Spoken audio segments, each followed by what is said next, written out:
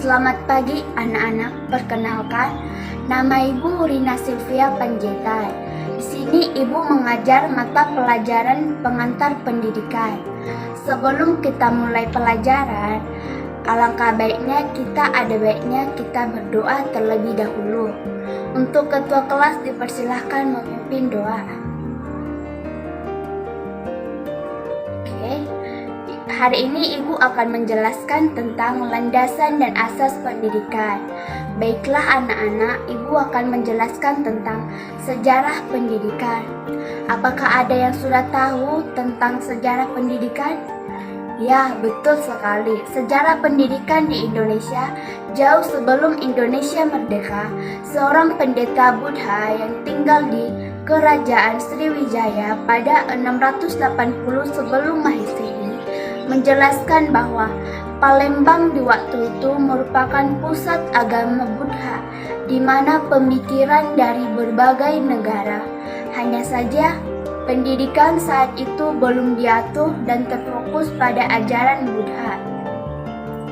Peranan pemerintah dalam mengatur pendidikan terjadi sejak 1980 melalui Undang-Undang Wajib Belajar Pendidikan Dasar selama 6 tahun.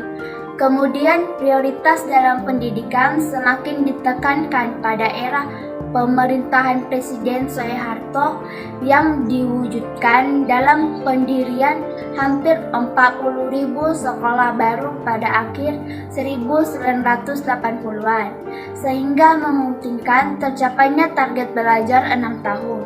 Upaya meningkatkan mutu dan partisipasi pendidikan terus berlanjut hingga kini. Mempelajari sejarah perkembangan pendidikan mestinya membuat kita dapat memahami apa saja yang telah tercapai lewat pendidikan, mengevaluasi perbaikan yang dibutuhkan guna menciptakan mutu dan partisipasi pendidikan bangsa yang lebih. Apakah anak-anak sudah paham mengenai sejarah pendidikan? Sudah paham? Ya, terima kasih sudah paham. Kedua, Ibu akan menjelaskan tentang pengertian pendidikan. Pendidikan merupakan segala sesuatu bidang kehidupan dalam memilih dan membina hidup yang baik, yang sesuai dengan martabat manusia. Dengan demikian, pernyataan tersebut bahwa pendidikan merupakan yang sangat penting dan tidak bisa lepas dari kehidupan. Kemudian pelatihan pendidikan berdasarkan Undang-Undang Nomor 20 Tahun 2003 tentang Sistem Pendidikan adalah usaha sadar dan terencana untuk mewujudkan suatu belajar dan proses pembelajaran agar peserta didik secara aktif mengembangkan potensi dirinya untuk memiliki kekuatan spiritual, keagamaan, pengendalian dirinya, kepribadian, kecerdasan, akhlak mulia, serta keterampilan yang diperlukan dirinya, masyarakat, bangsa, dan negara. Kemudian pengertian pendidikan ada dalam arti luas dan sempit. Kalau dalam arti luas yaitu pendidikan adalah segala pengalaman belajar dalam segala hubungan dan sepanjang hidup. Kemudian yang menurut secara sempit adalah sekelompok pendidikan ini merupakan pengajaran yang diselenggarakan di sekolah sebagai lembaga pendidikan formal. Kemudian, Ibu juga akan menjelaskan pendidikan menurut Kamus Besar Bahasa Indonesia. Ada yang sudah tahu? Ya, betul.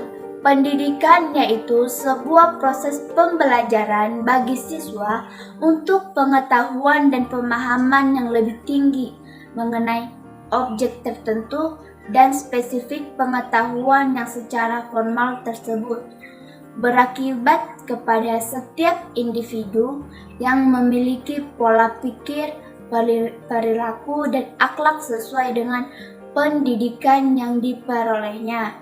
Bagaimana anak-anak? Apakah kalian sudah mengerti tentang pengertian pendidikan? Oke, baik. Terima kasih sudah mengerti.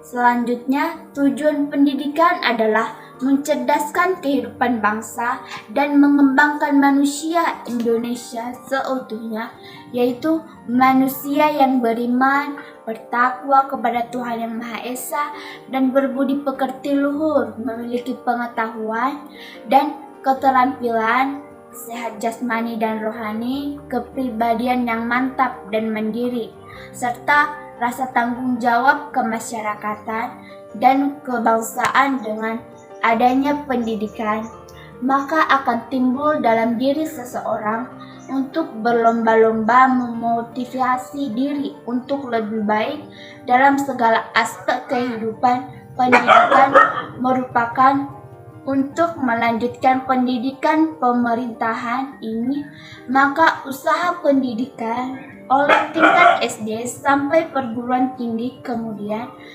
Akan tetapi ini pendidikan hanya menekankan pada intelektual saja dengan adanya ujian nasional sebagai tolak ukur keberhasilan pendidikan tanpa melihat proses pembentukan karakter dan budi pekerti.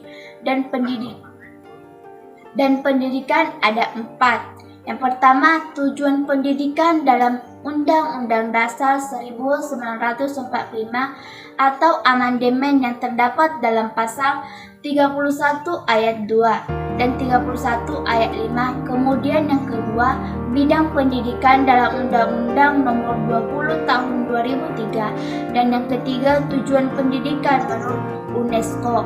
Dan yang keempat, secara umum. Apakah anak-anak sudah paham tentang tujuan pendidikan? Ya, baik, terima kasih kalau sudah paham. Ibu akan melanjutkan ke materi yang keempat tentang pengertian asas-asas pendidikan, dan yang kelima tentang macam-macam pendidikan. Baik, Ibu akan menjelaskan terlebih dahulu tentang pengertian asas-asas pendidikan. Ada yang sudah tahu? Ada yang sudah paham tentang asas-asas pendidikan? Oke, baik. Asas-asas pendidikan merupakan suatu kebenaran yang menjadi dasar atau tumpukan pada tahap perancangan maupun pelaksanaan pendidikan. Salah satu dasar utama pendidikan adalah bahwa manusia itu dapat mendidik diri sendiri. Di antara asas tersebut adalah asas Turi Handayani, asas belajar sepanjang hayat, dan asas kemandirian dalam belajar. Pendidikan antara lain memahami dua sudut pandang. Yang pertama dari praktek, sehingga tidak mengenal istilah praktek pendidikan. Yang kedua dari studi, sehingga kita pertama dan sudah praktek tidak mengenal istilah praktek pendidikan. Kedua, dan bunyi, sehingga kita kenal studi pendidikan. Praktek pendidikan adalah kegiatan seseorang atau kelompok orang atau lembaga yang membantu individu atau kelompok orang untuk mencapai tujuan pendidikan.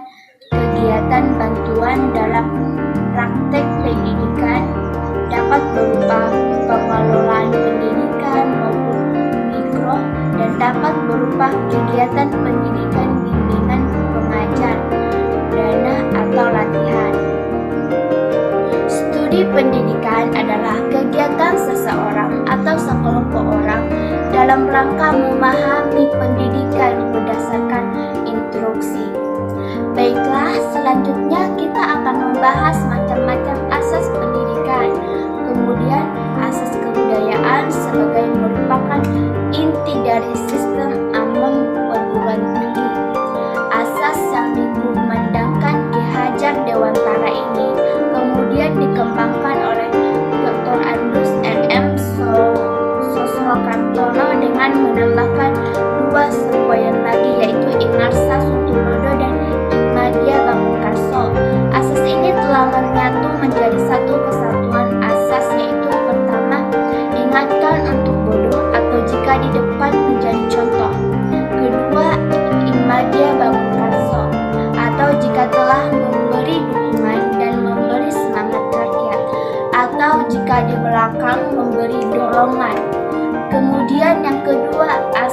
belajar sepanjang hayat.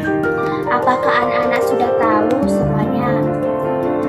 Hayat atau ini merupakan sudut pandang dari sisi lain terhadap pendidikan seumur hidup dan education kurikulum yang dapat merancang dan menilai dengan memperhatikan dua dimensi, dimensi vertikal dan dimensi horizontal. Apa itu vertikal? Ya, dimensi vertikal dari kurikulum sekolah meliputi keterkaitan dan kesinambungan antara tingkat persekolahan dan keterkaitan kehidupan peserta didik di masa depan, sedangkan dimensi horizontal cepat sekali. Dimensi horizontal dari kurikulum sekolah, keterkaitan antara pengalaman belajar di sekolah dengan pengalaman di luar sekolah. Kemudian yang ketiga, asas kemandirian dalam belajar. Baik itu asas tuturi handayani maupun belajar sepanjang hayat secara langsung erat kaitannya dengan asas kemandirian dalam belajar. Asas tuturi dalam hal ini bertolak dari asumsi untuk mandiri dalam belajar. Selanjutnya, asas belajar sepanjang hayat yang dapat diwujudkan apabila asumsi bahwa peserta didik mampu mandiri dalam belajar adalah tidak mungkin seorang pelajar apabila selalu tergantung pada bantuan guru atau orang lain. Sudah jelaskan anak-anak mengenai pengertian pendidikan dan macam-macam asas pendidikan. Selanjutnya kita akan membahas tentang pengertian landasan dan yang ketujuh macam-macam. Apakah ada yang sudah tahu mengenai pengertian landasan? Baik, di sini Ibu akan menjelaskan pengertian landasan. Cara leksikal landasan berarti yaitu tujuan dasar atau alasan. Karena itu, landasan merupakan tempat bertumpu atau tidak bertolak dasar pijakan, atau dasar pijakan ini dapat bersifat material. Contohnya, landasan pesawat terbang dapat pula bersifat konseptual. Contohnya seperti landasan pendidikan. Pendidikan bersifat konseptual, identik dengan asumsi. Ada berasumsi dapat dibedakan menjadi 3 macam, yaitu yang bernama aksioma, postulat, premis tersembunyi. Pendidikan antara lain dapat dipahami melalui 2 sudut pandang, yaitu sudut praktek-praktek yang kita kenal istilah dari sudut studi kita, sehingga kita mengenal studi pendidikan. Kemudian, baiklah, ada yang sudah paham mengenai macam-macam landasan di sini. Ibu akan menjelaskan macam-macam landasan pendidikan yang pertama, landasan pendidikan adalah landasan filosofis. Apakah anak-anak sudah tahu mengenai landasan filosofi? Ya, baik. Filosofi merupakan landasan yang berkaitan dengan makna hakikat atau pendidikan yang berusaha seperti apakah pendidikan itu, mengapa perlu, apa yang seharusnya menjadi tujuan dan sebagainya. Landasan filosofi adalah landasan berdasarkan sifat filsafat atau bisa disebut falsafah. Kata filsafat atau filosofi bersumber dari bahasa Yunani yang menelaah sesuatu secara racikan, secara menyeluruh dan konseptual, yang konsepsi-konsepsi mengenai kehidupan, mengenai dunia bakteri, filosofi. Kemudian yang kedua, landasan sosiologi. Apa itu?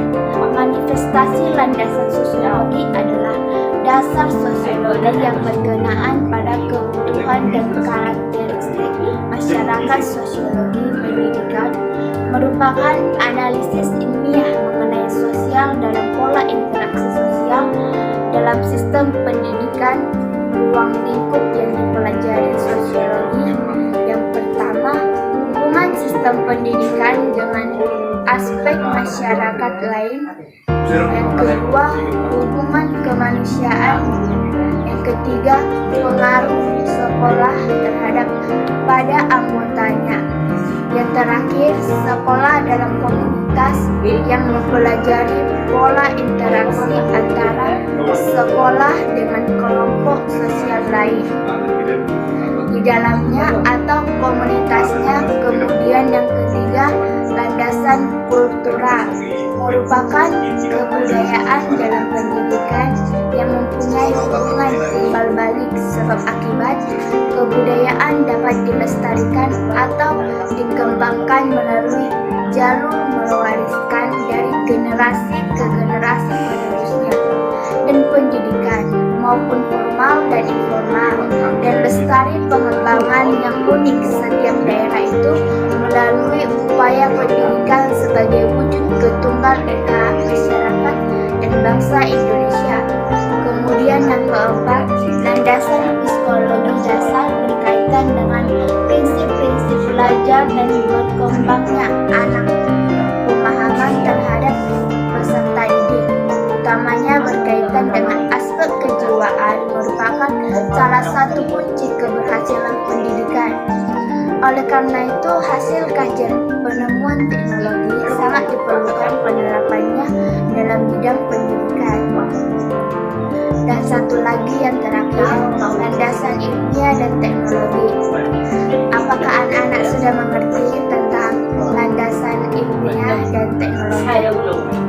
Baiklah, landasan kultural pendidikan yang mendesak cenderung memaksa tenaga pendidik untuk mengadopsinya teknologi dari berbagai teknologi penyelenggaraan pendidikan. Ada yang sudah tahu mengenai ilmu pengetahuan dan teknologi? Ya, betul sekali. Terdapat beberapa istilah yang perlu dimakna kehidupan masing-masing, yakni pengetahuan dan teknologi. Kemudian perkembangan iptek sebagai landasan ilmiah. Itu merupakan salah satu hasil dari usaha manusia untuk mencapai kehidupan yang lebih baik yang telah dimulai. Pada permulaan kehidupan manusia, Ibu akan menjelaskan mengenai implikasi landasan hukum di Indonesia. Apakah ada yang sudah tahu mengenai implikasi landasan hukum di Indonesia? Di sini bukan sebagai implikasi landasan hukum di Indonesia, maka pengembangan konsep-konsep pendidikan di Indonesia adalah sebagai berikut. Yang pertama, adanya perbedaan yang jelas antara pendidikan dan akademik profesional. Yang kedua, pendidikan profesional tidak cukup hanya menyiapkan ahli dalam menerapkan teori, tapi juga mempelajari cara membina tenaga pembantu dan mengusahakan alat-alat bekerja. Dan yang ketiga, sebagai isi dari keberagamannya, kemampuan minat siswa terhadap membutuhkan tenaga kerja menengah yang banyak, maka diperlukannya bagi ragam sekolah. Ada yang untuk merealisasikan terwujudnya manusia Indonesia seutuhnya, maka perlu latihan yang sama terhadap pengembangan afektif, kognitif, dan psikomotor pada semua tingkat pendidikan.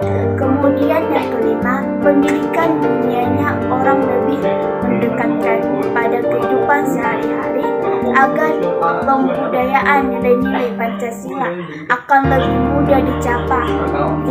Dan yang keenam, isi kurikulum guru agar disesuaikan dengan norma-norma alat contoh dan keterampilan yang dibutuhkan suatu daerah. Suatu kegiatan badan kerjasama antara sekolah, masyarakat, dan orang tua untuk menampung aspirasi pelaksanaan pendidikan di bidang pendidikan pada umum dan Undang-Undang Nomor 20 Tahun 2003 tentang Sidiknas pada 4 Pasal 4 ayat secara demokratis dengan berkeadilan serta tidak diskriminatif dengan menjunjung tinggi hak asasi manusia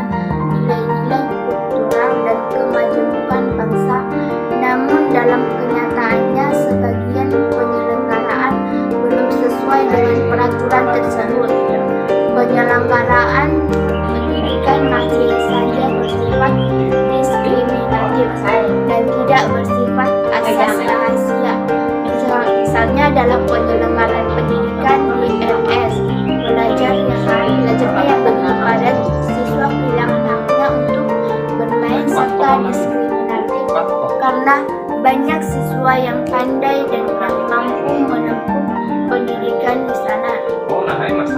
Kemudian ada yang sudah paham mengenai implikasi landasan hukum di Indonesia. Ya, kemudian menjelaskan lagi masalah hukum pendidikan di Indonesia. Para pendidik dan masyarakat umum perlu bersikap positif masuk tentang tujuan antara lain dengan cara yang pertama, memberikan dorongan kepada peserta didik dan keluarga belajar terus. Yang kedua, mengurangi beban kerja, meringankan beban ekonomi orang tua. Ketiga, membantu menyiapkan lingkungan belajar dan alat-alat belajar untuk merangsang anak-anak. Yang keempat, membantu biaya pendidikan. Dan yang kelima, mengizinkan anak sudah sekolah bila ternyata sekolah semula sudah tidak bisa menampung banyak. Yang keenam, bila diperlukan membantu menyiapkan guru untuk lokasi belajar. Dan yang ketujuh, yang bersedia menjadi narasumber untuk keterampilan tertentu yang dibutuhkan para pendidik dasar kita. Akhir dan kedelapan, mengizinkan peserta didik dan warga belajar magang perusahaan. Dan yang kesembilan, responsif terhadap kegiatan-kegiatan sekolah, terutama dilaksanakan di masyarakat, bersedia menjadi orang tua angkat atau orang tua asuh bagi anak-anak yang sudah tidak memiliki orang tua atau orang tuanya tidak mampu membiayai. Jadi bagaimana penjelasan mengenai implikasi landasan hukum di Indonesia dan masalah-masalah hukum pendidikan di Indonesia? Apakah kalian sudah mengerti yang menjadi tumpuan berpikir, perancangan maupun pelaksanaan? Kemudian pendidikan seperti Tuturi Handayani, belajar sepanjang hayat, asas kemandirian dalam belajar yang baik. Baiklah, pertemuan kita hari ini cukup sampai di sini. Sebelum mengakhiri pelajaran kita, marilah kita berdoa bersama-sama. Dan untuk ketua kelas dipersilakan untuk memimpin doa. Berdoa selesai. Sekian pertemuan kita pada hari ini. Ibu ucapkan terima kasih. Selamat pagi.